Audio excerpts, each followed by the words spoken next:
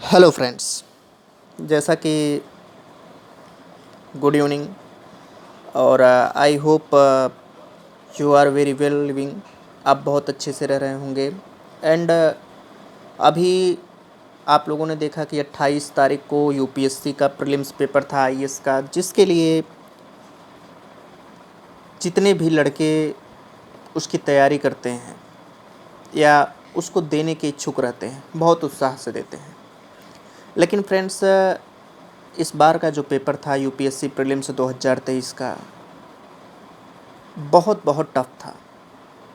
और यूपीएससी की ये एक कहानी होती है कि 1 साल 2 साल वह क्या काम करता है कि कुछ हद तक कभी पेपर को डाउन कर देगा, कभी बहुत टफेस्ट पूछ लेता है, कभी बहुत बहुत टफ पूछ लेता है।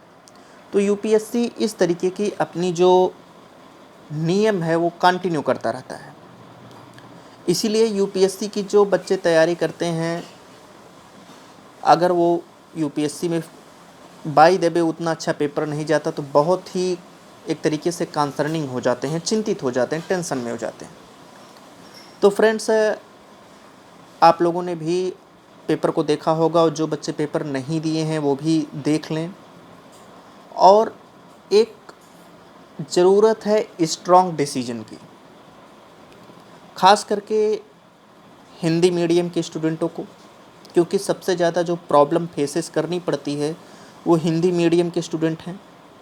और हिंदी मीडियम के स्टूडेंट की सबसे बड़ी परेशानी करंट अफेयर्स और पढ़ने के मैनेजमेंट सिस्टम को लेकर के होता है।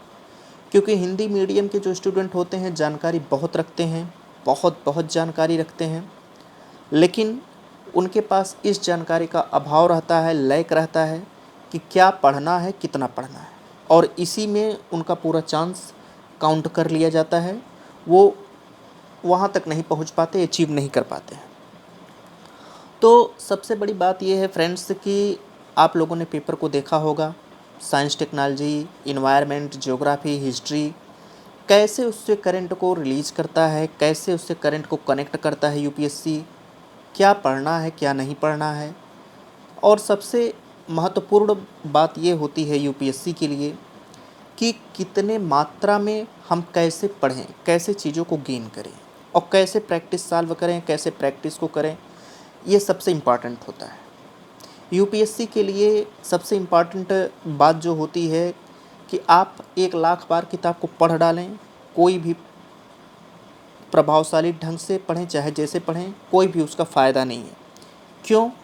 क्योंकि फ्रेंड्स, यूपीएससी हर समय एक नए प्रश्न को चाहता है, आपसे कुछ जानना चाहता है, और इसी बेसिस पे वो प्रश्न को लेकर के चलता है। चाहे प्रीलिम्स का प्रश्न देख लीजिए, मेंस का देख लीजिए, चाहे जो देख लीजिए। तो जो यूपीएससी का एम रहता है वो हर समय यही रहता है।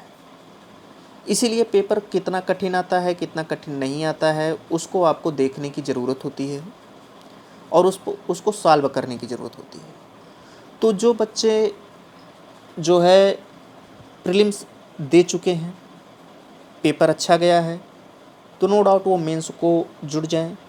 और जिन बच्चों का ऐसा लगता है, क्योंकि होता क्या है फ्रेंड्स कि प्रीलिम्स देने के बाद पेपर जैसे ही सामने आता है, बंदे को यह एहसास हो जाता है कि वो कहाँ तक पेपर को कर सकता है, कितने क्वेश्चंस को अचीव कर सकता है, कितने क्वेश्चंस को अचीव नहीं कर सकता।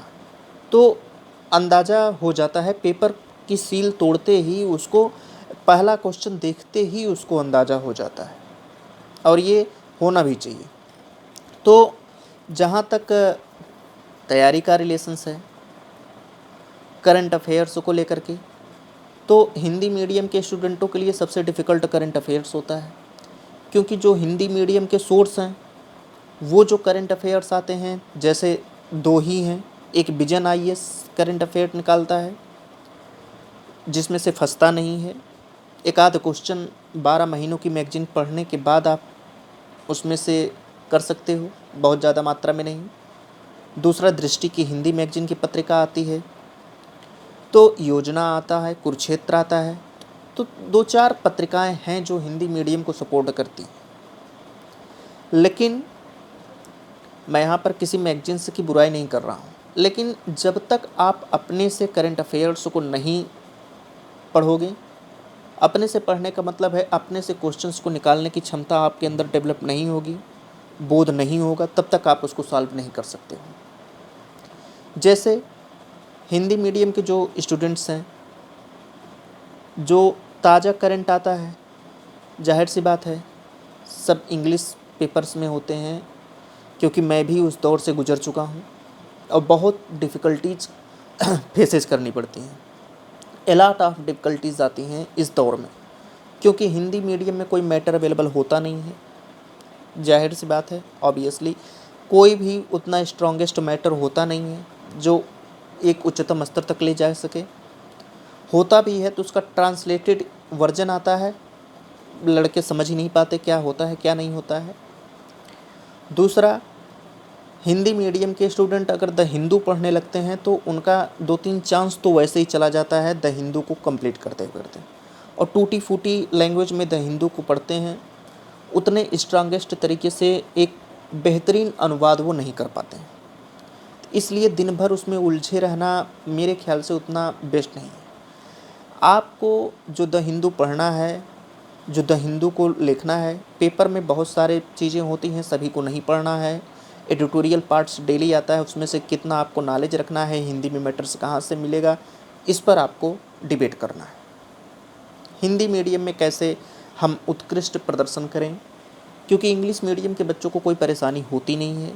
सबसे बड़ी बात होती है कि जो करंट के क्वेश्चंस होते हैं उसको कैसे आप वर्तमान से जोड़ेंगे, कैसे उसको सब्जेक्ट से जोड़ेंगे। जैसे आज जो क्वेश्चंस आया वो क्वेश्चंस है, आज जो एडिटोरियल आया द हिंदू का, कि पार्लियामेंट जो भारत में संसदीय व्यवस्था है उसका जो इफ़ेक्ट है डिक्लाइन हो रहा है, घट रहा है। जो संसदीय लोकतंत्र है वो घटने की स्थिति में है, घट रहा है। तो उस संसदीय लोकतंत्र में जो भारत की संसदीय प्रणाली है उसमें गुंजाइश क्या है, संभावना क्या है, आप कैसे सुधार करेंगे, इस पर लेकर के क्वेश्चंस है। दूसरा, अब ये तो मेंस का क्वेश्चंस हो गया, अब इसको आप प्रीलिम्स के कैसे कनेक्ट करोगे। अगर संसदीय व्यवस्था न्यूज़पेपर में आई है तो आपको संसद के विषय में जितना नॉलेज प्रीलिम्स के लिए हो सकता है उतना आपको करना है, नो डाउट। संसद का एक एक जो पार्ट होता है उसको आपको पूरी तरीके से रट डालना है।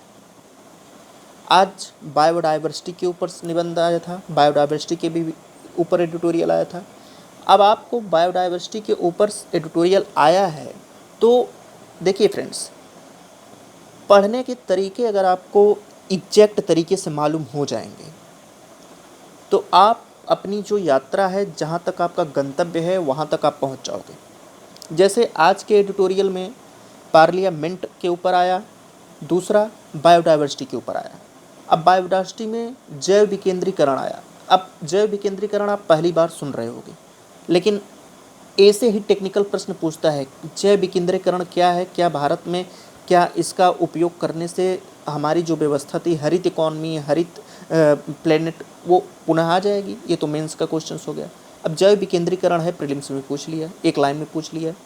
जैव विकेंद्रीकरण कुछ नहीं है बल्कि केंद्र से लेकर के ग्राम स्तर तक की सारी जो विकास की योजनाएं होती हैं उसमें जैव विविधता को प्रमुखता देना है, यही इतना उत्तर है इसका। अब ये चीज़ किसी भी किताब में मेंशन नहीं होगी और यही आपसे प्रीलिम्स में पूछा जाएगा, आपको लगेगा कि कहाँ से उठा लिया। तो इसी तरीके का क्वेश्चंस वो टेक्निकल रूप में पूछता है। जैसे आज एक आर्टिकल आया था ग्राफीन को लेकर के, ग्राफीन क्या है। अभी ग्राफीन की जो इकॉनमी है, जो ग्राफीन की व्यवस्था है भारत में बढ़ रही है और हर सेक्टर्स में ग्राफीन जो है वो उभर रहा है। ग्राफीन की उपयोगिता हर एक सेक्टर्स में है। प्रीलिम्स में तो मेंस का तो क्वेश्चन से ट्यूटोरियल निकाल देता है, लेकिन प्रीलिम्स में पूछेगा ग्राफीन धातु है, ग्राफीन धातु का इस्तेमाल होता है, बस पूछ लिया। तो इसी तरीके से आप, ये साइंस टेक्नोलॉजी का क्वेश्चन हो गया। तो आपको जितना भी इकोनॉमी का क्वेश्चन है, यानी कि हर सेक्टर से एडिटोरियल और न्यूज एनालिसिस से उसको आपको कनेक्ट करके नोट्स बनाते हुए लेकर के चलना है। और ये एक दिन की नहीं है, 12 महीने लेकर के चलना है। अगर आप 12 महीने इस तरीके से, यानी अगले साल जो प्रीलिम्स होगा वहाँ तक ये चीज़ कर ले जाते हैं तो आपका प्रीलिम्स के साथ साथ मेंस भी कोई नहीं रोक सकता, क्योंकि यूपीएससी वही पूछता है। यूपीएससी कभी भी परंपरागत क्वेश्चंस नहीं पूछता, अगर पूछता भी है तो 2-3 क्वेश्चंस पूछता है परंपरागत। अब जैसे 2 दिन पहले का जो न्यूज आया था उसमें मौर्य युगीन के कुछ सिक्कों की बात की गई थी, न्यू दिल्ली के लाल किला की बात की गई थी। कभी जो G20 सम्मेलन होने जा रहा है उसमें जो अतिथि आएंगे वो पुरानी दिल्ली किला में जा सकते हैं। अब आपको पुरानी दिल्ली किला से संबंधित जितने फैक्ट्स हैं, वहाँ पर क्या क्या मिले उस न्यूज़पेपर में वर्णित है, उसको आपको नोट कर लेना है। तो इससे बाहर वो नहीं पूछेगा। तो इसी तरीके से प्रीलिम्स का जो क्वेश्चंस होता है, इसीलिए यूपीएससी का जो प्रीलिम्स का क्वेश्चन होता है बहुत टफ हो जाता है। क्यों? क्योंकि वो परंपरागत पूछता नहीं है, और ख़ास करके हिंदी मीडियम के स्टूडेंट के लिए बहुत टफ हो जाता है विशेष करके। क्यों? क्योंकि उनके पास इस तरीके की जो मैटर्स होते हैं हिंदी में आते नहीं हैं। हिंदी में आते भी हैं तो ट्रांसलेटेड आते हैं, लेट आते हैं। इंग्लिश में उनकी जो कैपेबिलिटी होती है, जो कैपेसिटी होती है, इतनी मात्रा में नहीं होती है। उसके पीछे बहुत लंबी कहानी है, किसी दिन और चर्चा करेंगे। तो द हिंदू को वो उतने अच्छे लेवल से पढ़ नहीं पाते, और जब आप द हिंदू में उलझ जाएंगे तो आपका टाइम वेस्टेज के सिवाय कुछ होना नहीं है। टाइम वेस्टेज ही होता है, क्योंकि बहुत अथक प्रयास करने के बाद आपको थोड़ी सी सफलता मिलेगी, तो उसका कोई मतलब है नहीं। आपका 1-2 चांस वैसे ही चला जाएगा द हिंदू को कवर करते करते। तो इसका सबसे अच्छा उपाय है कि आप इंग्लिश को जितना हो सके उतना स्ट्रांग करें। पहली चीज़, डेली रूटीन बना लें। डेली रूटीन बनाने का मतलब ये है कि होता क्या है, जब एग्ज़ाम दे लेते हैं बच्चे, एग्ज़ाम देने के बाद उनके अंदर इतना उत्साह आ जाता है, चाहे पेपर बने या ना बने, इतना उत्साह आ जाता है। उस समय उनको लगता है कि अब मैं चलूँगा, नोट्स बना डालूँगा, नोट्स खरीद डालूँगा, तरीके तरीके से पढ़ूँगा, ये करूँगा वो करूँगा। होता जाता कुछ नहीं है। 2 या 3 दिन तक ऐसा उत्साह बना रहता है, ज़्यादा से ज़्यादा 1 सप्ताह बना रहता है, 15 दिन बना रहता है, फिर वो उत्साह डिक्रीज हो जाता है, घट जाता है। तो वो जो एग्ज़ाम के बाद देने की जो तुरंत तात्कालिक उत्साह होता है, उसको आप 12 महीने तक बनाए रखना है। और 12 महीने तक नहीं, जब तक आपका सिलेक्शन नहीं हो जाना तब तक बनाए रखना है। इसके लिए आपको कुछ भी नहीं करना है, नोट्स खरीदने हैं, नोट्स को अलग अलग पार्ट में डिवाइड कर लेना है। जैसे पॉलिटिकल जो इशूज होते हैं, आप हिंदी की एक नोट्स आप बनाएंगे इंग्लिश वोकैबुलरी की, जिसमें द हिंदू अगर आप पढ़ रहे हैं, नो डाउट पढ़िए, क्योंकि इंग्लिश पासिंग मार्क के लिए आपको पढ़ना है। तो द हिंदू अगर आप पढ़ रहे हैं तो पढ़ें, कोई दिक्कत नहीं है। उसकी जो वोकैबुलरी पर्सन आता है, जो मीनिंग्स आता है, अगर आपका वोकैबुलरी जंक्शन स्ट्रांग है, वोकैबुलरी आपकी पावरफुल है, तो द हिंदू आप सरलता से पढ़ डालेंगे। द हिंदू पढ़ने का सिर्फ एक ही तरीका है, हिंदी मीडियम के बच्चों को जितना हो सके उतना वोकैबुलरी पर ध्यान दें।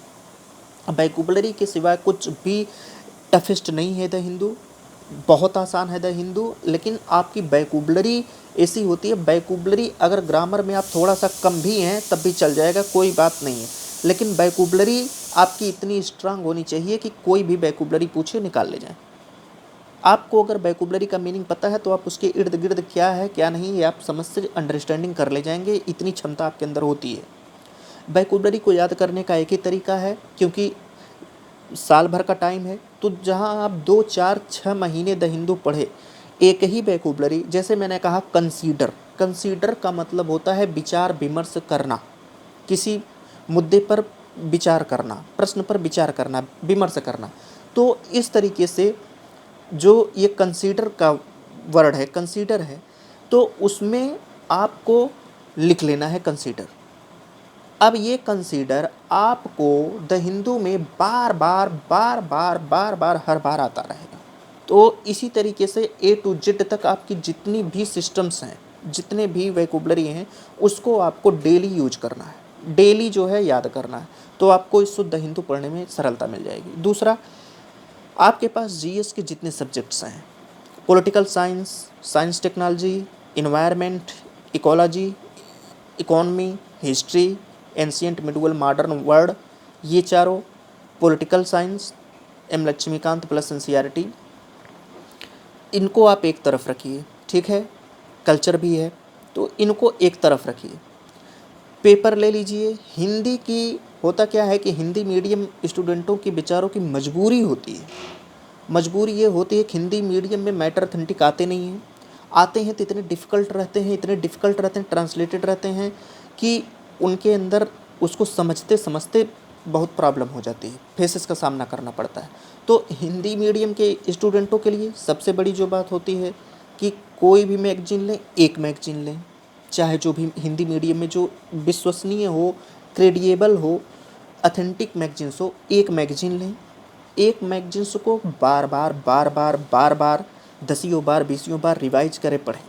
अगर पेपर में द हिंदू या कोई भी पेपर लिए हैं आप लोग, तो उस मैगजीन्स में जितना कंटेंट आया है उसको पेपर में अगर वही कंटेंट है तो रिलेट करें, उसमें नया क्या आया है उसको नोट्स बनाते हुए चलें। जब तक आप अपने मन से नोट्स नहीं बनाएंगे, अपने हाथों से बिना देखे हुए नहीं लिखेंगे, गारंटी लिख के ले लीजिए आपका सिलेक्शंस नहीं होगा, कन्फर्म है नहीं होगा। क्योंकि एग्ज़ाम रूम का प्रेशर अलग होता है और कमरे में बैठ कर के एग्ज़ाम देना, कमरे में बैठ कर के बातें करना, उसका प्रेशर अलग होता है। दो के दोनों में ज़मीन और आसमान का अंतर है। तो ये जो खोपड़ी है, दिमाग है, इसमें चीज़ें तब आती हैं, ये वर्क करना तब स्टार्ट करता है जब आपका ये हाथ, ये पेन, आपका कलम जो है प्रैक्टिस किए रहता है, तब जा कर के इसमें जो इनपुट जाता है ये इनपुट आउटपुट में निकलता है।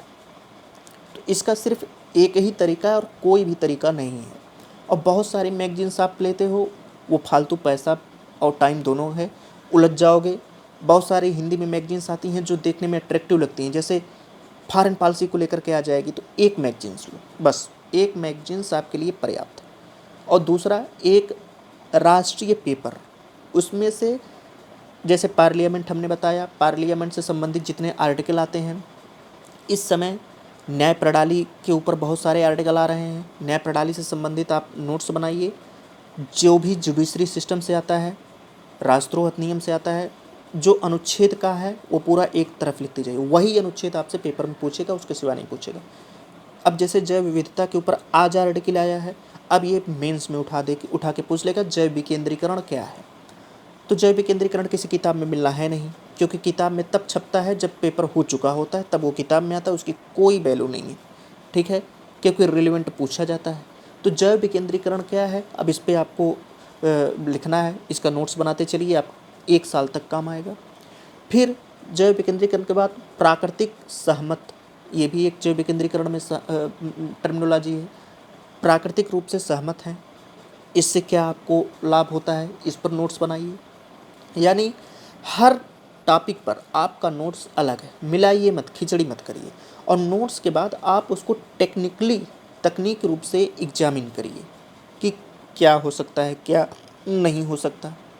निश्चित है कि आपका जो यूपीएससी का प्रीलिम्स का पेपर है वो बहुत बहुत स्टैंडर्ड रूप में जाएगा, मैं गारंटी देता हूँ, क्योंकि मैं भी इस दौर से गुजर चुका हूँ। तो इसलिए फ्रेंड्स, ये पहली चीज़ कि किसी के बताए पर आप नहीं कर पाओगे, जब तक आप खुद से इन सब चीज़ों को नहीं करोगे तब तक नहीं करोगे। अब जैसे ज्योग्राफी में जो क्वेश्चंस बनेगा, पहली चीज़ कि इस वर्ष भारत में मौसम कम है। अब पिछले 15 दिनों से द हिंदू में एल नीनो के ऊपर जी तोड़ के आर्टिकल आ रहे हैं। अब आपको जो नोट करना है ज्योग्राफी के लिए, उसमें ये लेकर के चलना है कि एल नीनो क्या है, एल नीनो का प्रभाव कहाँ तक पड़ेगा। अगर आपने ये नोट कर लिया तो प्रीलिम्स और मेंस से निश्चित रहिए, आपका यहीं से क्वेश्चन पुटअप करेगा। एल नीनो क्या है, ये परंपरागत क्वेश्चंस हो गया, रिलेवेंट भी हो गया। तो इसी तरीके से आपको कंटिन्यू चलना है, इसके सिवाय गारंटी लिख के ले लीजिए कोई भी तरीका नहीं है। और इसके बाद जब आप इतना कर लें तो जो मार्केट में क्वेश्चंस पेपर अवेलेबल हैं उसको आप सॉल्व करने बैठ जाइए। बाकी कोई तरीका, कोई रामबाण, कोई भी उपाय नहीं है, नहीं है, नहीं है। इतना आप अंडरस्टैंड हो जाइए कि घोर के कोई पिला आपको देगा नहीं, करना आपको है।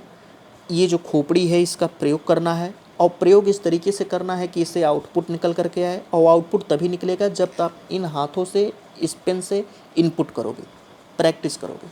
जितना हो सकेगा उतना लिखने की प्रैक्टिस, जितना हो सकेगा उतना याद करने की प्रैक्टिस। तब जा कर के आप यूपीएससी क्रॉस कर जाओगे, आपको पेपर उसका टफ नहीं लगेगा।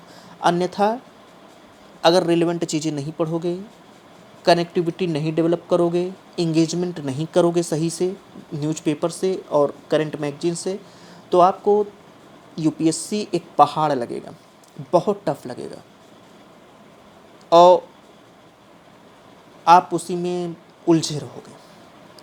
तो डियर फ्रेंड्स, मैं उम्मीद करता हूँ, आई होप कि आपको मेरी बातें समझ में आ रही होंगी और आपको एक नए सिरे से कैसे जुड़ना है वो आप ही के द्वारा डिसाइड होगा। सारी एनसीईआरटी को कैसे कवर करना है, कैसे नहीं कवर करना है, मैं जो पढ़ाता हूँ पूरी निःशुल्क पढ़ाता हूँ, कॉन्सेप्ट प्रैक्टिस पढ़ाता हूँ, द हिंदू भी पढ़ाता हूँ। द हिंदू का रोज़ हम एडिटोरियल और न्यूज एनालिसिस हिंदी में करते हैं। अगर आप लोग इच्छुक हैं, निःशुल्क व्यवस्था है, जुड़ सकते हैं तो बेहतरीन ढंग से जुड़ जाइए। एक बेहतरीन प्लेटफॉर्म है आपके लिए। प्रैक्टिस पेपर भी सॉल्व करवाता हूँ।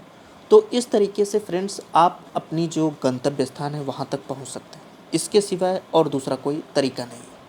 आई होप आप पूरी तरीके से समझ चुके होंगे। अब मैं अपनी बात को यहीं पर विराम देता हूँ और इससे आगे क्या करना है आपको वो हम समय समय पर बताते चलेंगे। तब तक के लिए a lot of thanks friends. जय हिंद, जय भारत।